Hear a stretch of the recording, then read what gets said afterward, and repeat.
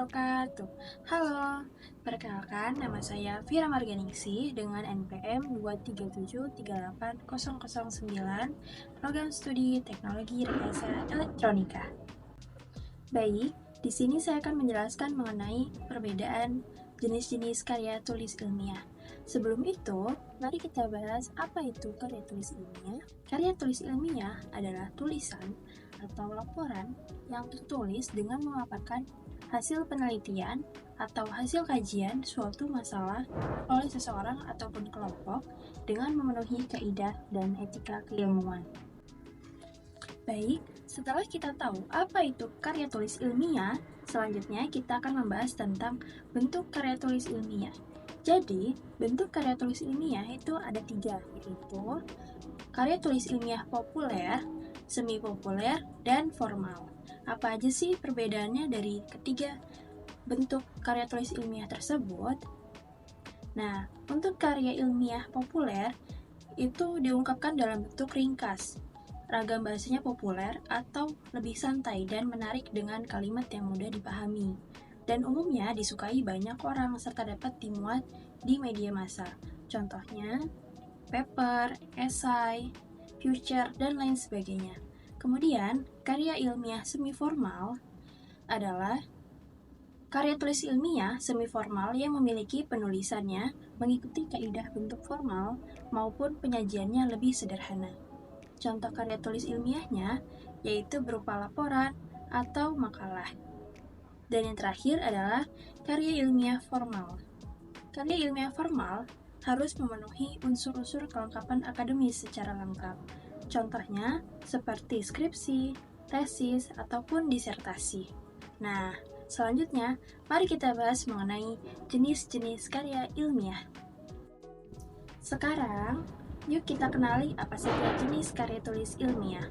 Yang pertama, ada artikel.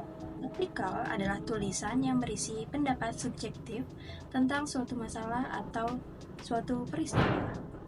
Artikel ilmiah merupakan karya tulis ilmiah yang dirancang untuk dimuat dalam jurnal atau buku yang ranahnya adalah penelitian dan keilmuan.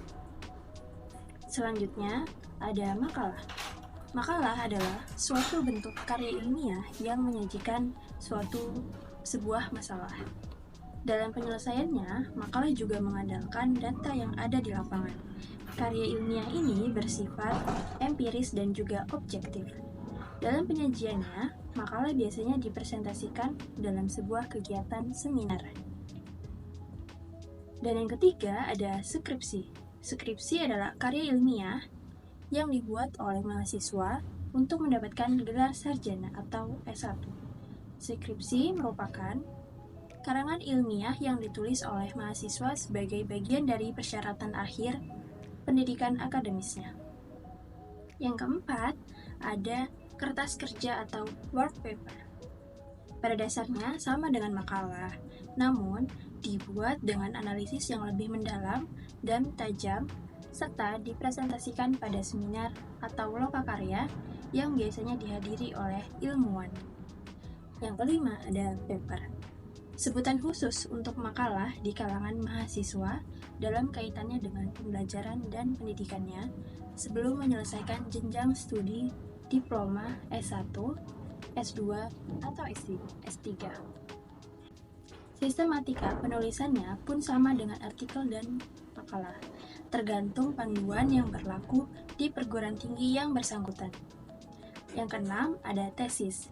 Karya tulis ilmiah mahasiswa untuk menyelesaikan program studi S2 atau pasca sarjana yang bersifat lebih mendalam dibandingkan dengan skripsi. Tesis mengungkapkan pengetahuan baru yang didapat dari penelitian yang dilakukan individu yang bersangkutan. Yang terakhir adalah disertasi. Disertasi itu diperuntukkan bagi mahasiswa program S3 atau tugas akhir untuk meraih gelar doktor. Adapun dalam pengerjaannya, disertasi lebih berfokus mengungkapkan hasil analisis oleh penulis yang dapat dibuktikan kebenaran, kecocokan, dan keakuratan data dengan realita yang ada. Disertasi harus berisi suatu temuan terbaru dari penulis itu sendiri yang bersifat orisinal. Oke, begitulah penjelasan tentang perbedaan jenis-jenis karya tulis ilmiah. Apabila ada salah kata, saya mohon maaf. Wassalamualaikum warahmatullahi wabarakatuh.